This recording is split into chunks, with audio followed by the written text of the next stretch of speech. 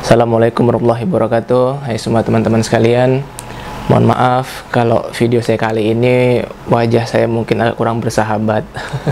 Mimik wajah saya mungkin kurang friendly ya, kurang enak dilihat gitu ya. Ya, ini karena saya ada sedikit kesel, ada sedikit nggak habis pikir juga mungkin iya. Tapi ya sudahlah, saya ingin mengutarakan pikiran saya aja, saya ingin mengutarakan perasaan saya saja, karena emang pikiran saya sekarang udah penuh banget, pengen banyak banget yang saya utarakan. Jadi saya harap teman-teman sekalian bisa untuk fokus nonton video saya kali ini. Kalau emang lagi ada kerjaan ya ditinggal dulu saja kalau bisa. Kalaupun juga nggak bisa ya udah nanti video saya ditonton pada saat lagi santai aja gitu. Jadi intinya video saya kali ini saya ingin ngebahas 3 hal pokok. Yang pertama adalah pelaku, yang kedua adalah penyakit, yang ketiga adalah tentang meninggal. Ini saya bukan nakut-nakutin, jadi teman-teman santai aja. Ini bukan untuk ngebahas yang menyerem-nyeremin, enggak. Justru ini ingin membangkitkan motivasi kalian semua. Justru saya ingin berusaha untuk memberikan sugesti positif ke kalian semua, bahwa kalian nggak perlu lagi lah yang takut namanya kabar-kabar buruk atau berita-berita yang nggak ngenakin. Sebagaimana sempat kemarin ada viral, wah heboh banget ya pokoknya, di forum heboh, di grup-grup pada heboh, termasuk grup saya juga pada panik semua, pada ketakutan semua, soal kasus suaminya Bunga Citra Lestari, yaitu Ashraf ya. Jadi ada tersebar itu informasi yang nggak bener, hoax, mengatakan bahwa Ashraf meninggal dikarenakan penyakit gangguan lambung atau GERD. Malah ada yang bilang dari GERD-nya itu malah kena ke jantungnya, karena itulah Ashraf meninggal dunia. Nah, yang pertama ingin saya bahas adalah soal pelaku tadi. Yang pertama ya, ini saya nggak tahu harus mulai dari mana. Yang jelas video saya ini tertuju kepada semua para pelaku atau para anda-anda yang di luar sana yang membuat berita hoax yang nggak benar, berita yang menakut-nakutkan. Saya sampai nggak habis pikir, kenapa kalian bisa seperti itu? Kenapa kalian kok sampai hati membuat berita hoax, membuat berita yang nggak benar, terus disebar ke forum, disebar ke jejaring sosial bahwa Ashraf Sinclair punya penyakit gangguan lambung atau GERD, terus nyambungnya ke jantung. Kenapa kalian sampai hati buat berita seperti itu? Nah, di sini letak kejengkelan saya gitu loh. Di sini letak kekecewaan saya. Saya sampai sekarang nggak habis pikir nih. Buat teman-teman, buat kalian semua yang para pelakunya, pembuat itu, apa tujuan kalian? Apa motif kalian tuh apa gitu loh? Apa kalian merasa seneng orang takut? Atau kalian merasa ada rasa kegembiraan dengan orang pada panik di forum-forum gitu? Apa kalian merasa ini lucu-lucuan? Wah, lucu banget nih, pada ketakutan, wah pada panik nih gitu. Kalau memang Anda sudah sembuh dan cara ini untuk lucu-lucuan, mohon maaf saya harus katakan Anda ada kelainan. Beneran. Anda bukan sembuh tapi Anda ada kelainan. Ada yang salah sama diri Anda, wahai para pelaku. Apalagi Anda sampai niat banget tuh diedit kalimat kata-katanya, dikasih emblem-emblem dari dokter sekian bla bla bla bla bla. Wah, ini kacau banget nih Anda nih. Saya nggak tahu nih apa tujuan Anda ya. Apa Anda ini jual obat? Apa Anda ini seorang motivator atau menerima jasa konsultasi apa gimana ya? Jadi sehingga Anda memberikan atau menyebarkan isu hoax, menakut-nakuti orang di forum-forum dan di grup-grup biar mereka pada panik, dan Anda tiba-tiba nongol sebagai hero. Bagi penderita lambung, kalau mau sehat total, minum nih obat ini, gunakan obat ini, saya menyediakan obat yang bisa menyembuhkan penyakit lambung secara permanen. Atau Anda tiba-tiba datang seperti dewa penyelamat gitu, hubungi saya kalau merasa ketakutan, saya bisa menerima jasa konsultasi untuk menenangkan pikiran, saya seorang yang bisa untuk menghilangkan ketakutan Anda soal kematian atau meninggal.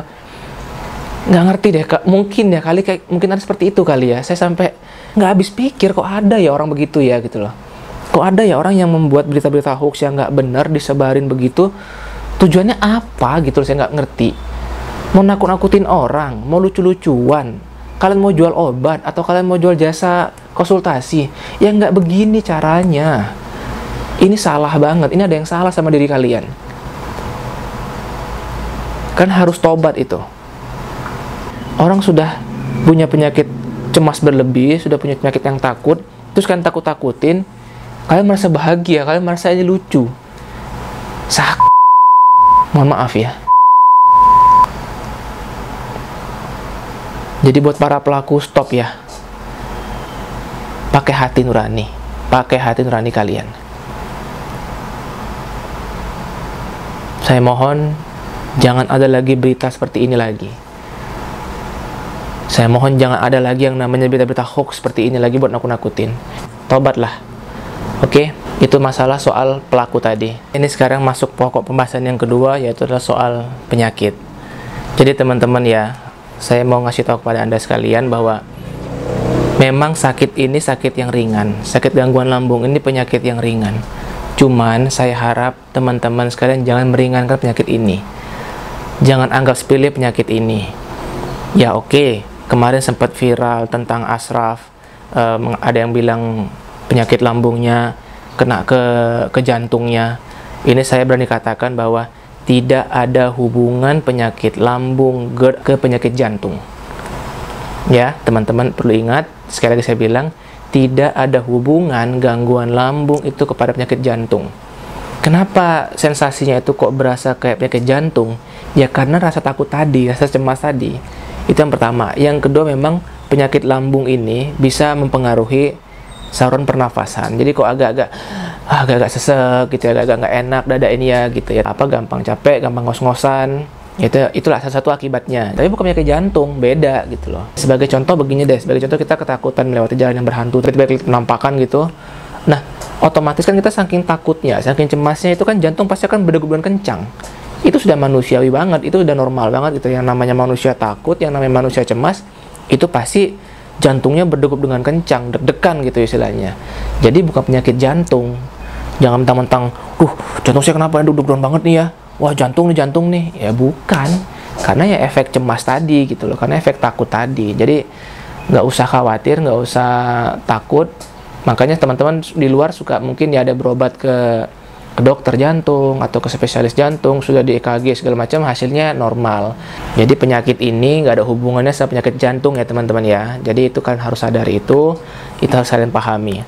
Nah yang ketiga sekarang saya ingin ngebahas tentang meninggal. Nah ini yang saya ingin istilahnya yang saya mau garis bawahi gitu loh.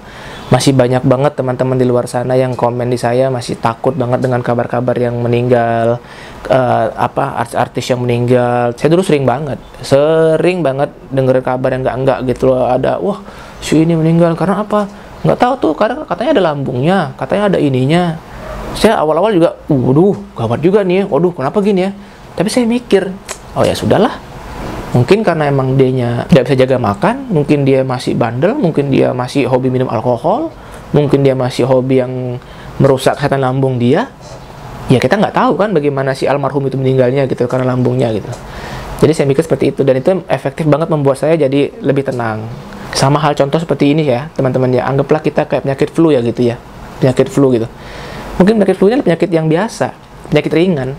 Tapi kalau kalian punya penyakit flu itu kerjaannya tiap hari minum es, kerjaannya kalian mandi malam, terus pakai AC dingin banget, nggak pakai selimut, terus bahkan kalian mungkin tidur di kulkas barangkali mungkin. Ya sekarang saya mau tanya, kalau kalian punya sakit flu, perilaku kalian seperti ini, kira-kira flu-nya makin parah apa enggak? Pasti makin parah. Dan pasti bisa juga menyebabkan kematian. Ya kan gitu kan nalarnya kan, logikanya kan gitu. Seperti kayak penyakit batuk gitu. Batuk itu penyakit ringan batuk itu. Tapi kalau kalian udah batuk, ngerokok sehari tuh 5 bungkus, 3 bungkus, terus kalian makan pedas-pedas, kalian makan goreng-gorengan, makan yang santan, teriak-teriak, wow gitu, otomatis batuknya akan makin parah dong. Jadi mulai sekarang kalian harus paham akan hal itu. Jadi kalau kalian sudah ada warning dari tubuh kalian sudah ngirim sinyal bahwa nggak sehat, ya sudah, rubahlah perilaku kalian. Rubahlah perilaku kalian, hidup yang sehat-sehat, jauhi segala macam keburukan. Itu yang poin utamanya gitu loh. Itu ikhtiar yang utamanya. Jadi teman-teman gak usah khawatir lagi mulai sekarang. Kalaupun memang ada yang meninggal gara-gara lambung, ya sudah. Mungkin dia tidak peduli sama diri dia sendiri. Jadi teman-teman gak usah khawatir ya. Nah yang berikutnya saya ingin ngebahas kematian ini dari sudut pandang sakit. Teman-teman sekalian, saya mau ngasih tahu nih buat kalian, bahwa tidak ada korelasi antara meninggal dan penyakit itu nggak ada teman-teman. Penyakit itu hanya perantara. bukan penyebab. Andai kata, balik ke tadi lagi ya, andai kata ada yang meninggal karena lambung, itu bukan karena penyakit lambungnya. Ya kalau emang orang udah waktunya meninggal, ya meninggal. Kalau emang sudah waktunya mereka disuruh pulang sama Allah, ya sudah berpulang, mau gimana lagi. Orang yang sehat pun bisa lebih dulu dipanggil daripada orang yang berpenyakitan. Nah ini harus kalian pahami teman-teman. Jadi kalau kalian sudah paham rumusnya ini, insya Allah kalian nggak akan takut dengan kematian. Insya Allah kalian nggak akan takut dengan meninggal. Selama waktu kalian belum suruh pulang, kalian pasti nggak akan meninggal. Mau kalian dipukul, dibacok, dilempar pakai batu, tabrakan, dihimpit truk segala macam. Kalau emang waktu kalian belum disuruh pulang, kalian pasti akan masih hidup. Kalian pasti masih akan selamat.